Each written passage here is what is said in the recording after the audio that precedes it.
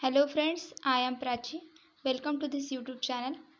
Today's our topic is ECN Electrical Circuit and Network Unit 1 Basics of AC Circuit or AC Fundamental. तर आपण last व्हिडिओमध्ये बघितलं आहे concept of phase and phase difference and in phase. तर आज आपण बघणार आहे concept of lagging and leading. Lagging means what and leading means what. आपण हे इक्वेशन पण बघितलं आहे की हे इक्वेशन कशाचं आहे, तर हे इक्वेशन आहे फेज डिफरन्सचं किंवा फेजचं हे इक्वेशन आहे. यामध्ये ओमेगा टी म्हणजेच थिटा तो आहे फेज अँगल. जेव्हा थिटा 90 डिग्री असेल तेव्हा आपली E1 काय असेल तर EM1 असेल. हे आपण बघितलेलं आहे. त्यानंतर इन फेज मीन्स व्हॉट आणि फेज डिफरन्स मीन्स व्हॉट हे पण आपण बघितलेलं आहे. तर इथे आपण फेज डिफरन्स काय आहे तर ते डिटेलमध्ये बघूया. आपण ह्या डेफिनेशन्स बघितल्या होत्या की फेज डिफरन्सच्या डेफिनेशन्स काय आहेत, त्याला डिफाईन कसं करायचं आहे. The phase difference between the two electrical quantities is defined as the angular phase difference between the maximum possible value of two alternating quantities having same frequency. तर फेज डिफरन्स काय आहे तर दोन क्वांटिटीमधला अँगल आहे. Angular phase difference between the maximum possible value of the two alternating quantities having the same frequency.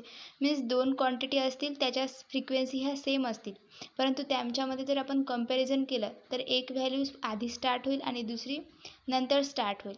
Means तिथे lagging आणि लिडिंगचा concept येईल. ते आपण बघूया की लॅगिंग मीन्स काय आणि लिडिंग मीन्स काय. In other words, the two alternating quantities have phase difference when they have the same frequency but they attain their zero value at the different instant. The angle between the 0 point of the two alternating quantities is called angle of phase difference.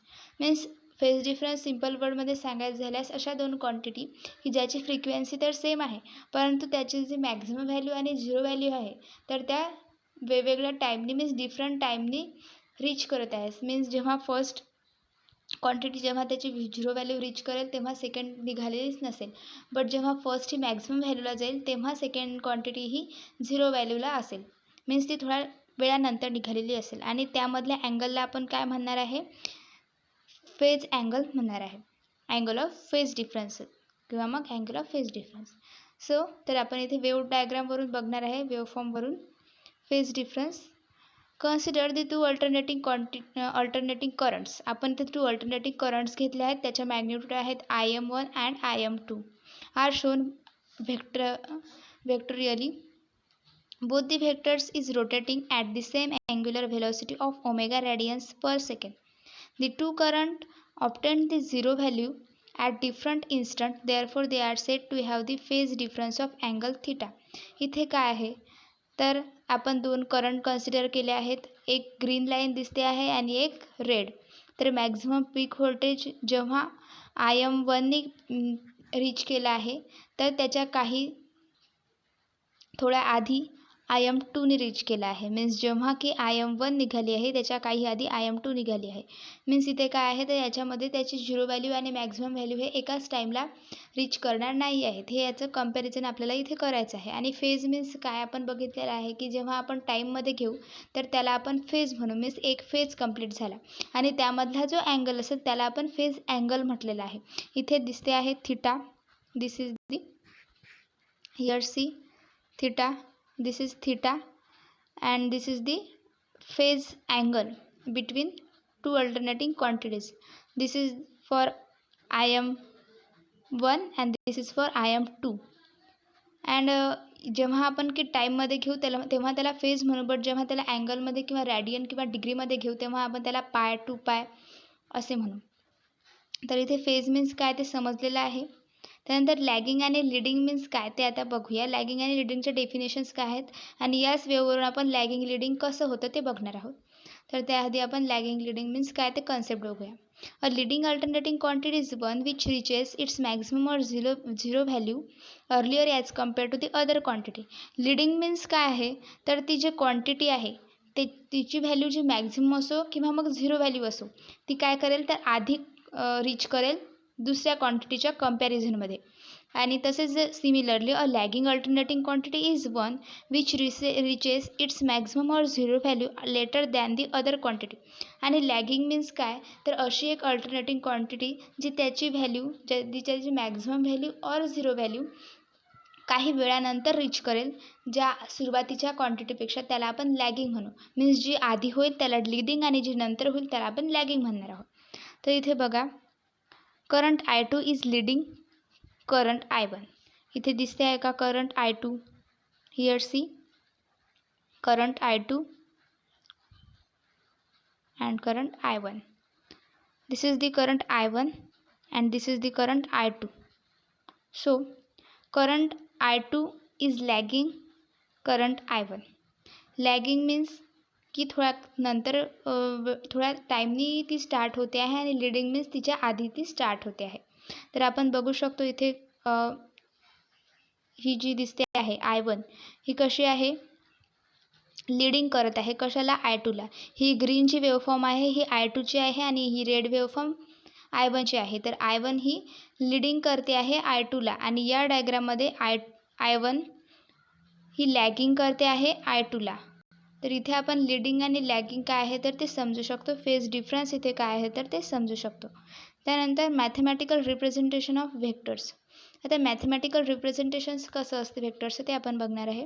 There are various forms of method of representing vector quantities.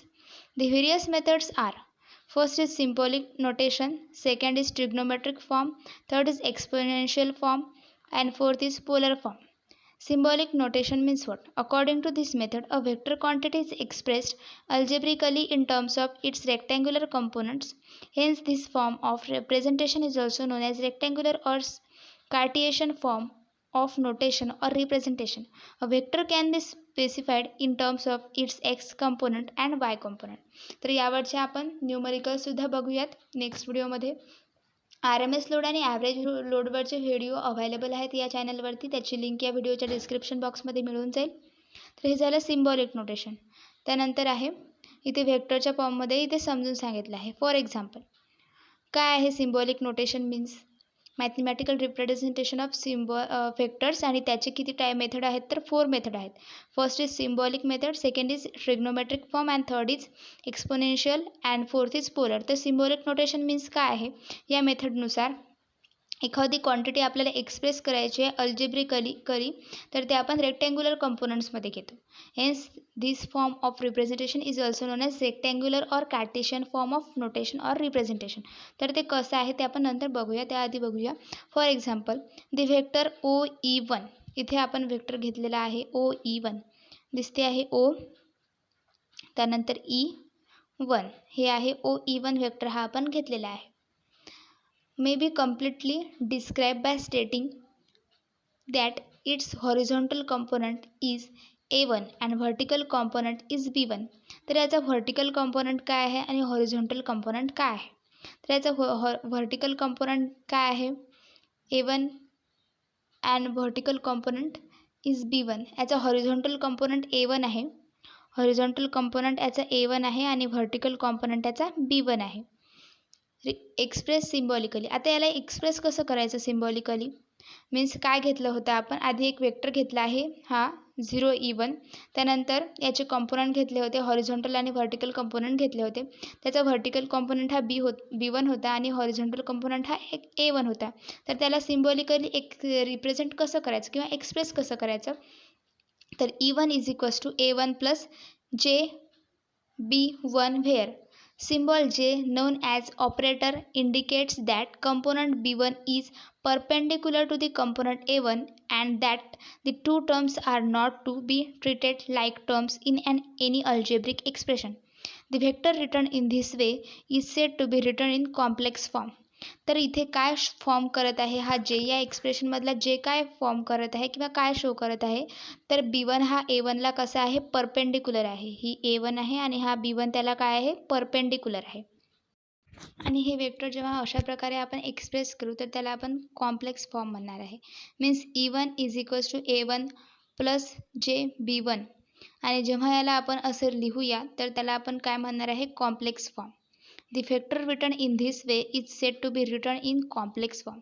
तेव्हा आपण याला complex फॉर्ममध्ये असं लिहिलेलं आहे असं म्हणणार आहे. In mathematics A1 is known as real component and B1 is imaginary component. तर इथे आपल्याला A1ला काय म्हणायचं आहे रिअल कंपोनंट आणि B1ला इमॅजिनरी कंपोनंट म्हणायचं आहे. But in electrical engineering, these are known as in phase or active and quadrature or reactive components respectively. तर मॅथमॅटिक्समध्ये आपण A1ला मीन्स इथे आपल्याला A1ला रिअल कंपोनंट म्हणायचं आहे आणि B1ला इमेजिनरी कंपोनंट म्हणायचं आहे. But in electrical engineering this non as in phase. जेव्हा हे फेजमध्ये असतील ते इन फेज मीन्स काय आहे ते आपण बघितलेलं आहे लास्ट व्हिडिओमध्ये. किंवा मग active and quadrature or reactive किंवा मग क्वाड्रेचर किंवा मग रिॲक्टिव्ह कंपोनंट रिस्पेक्टिव्हली असं आपल्याला इलेक्ट्रिकल इंजिनिअरिंगमध्ये म्हणायचं आहे. Similarly E2 is equals to -A2 plus JB2, E3 is equals to -A3 minus JB3, E4 is equals to plus A4 minus JB4. The numerical value of vector E1 of a square plus b square, its angle with x-axis is given by theta is equals to tan inverse in bracket b1 by a1. So तर याचं explanation काय आहे ते आपण बघूया. त्यानंतर conjugate complex number पण बघूया. तर याचं एक्सप्लेनेशन आपण नेक्स्ट व्हिडिओमध्ये बघूया. So today thank you. I hope you like this video.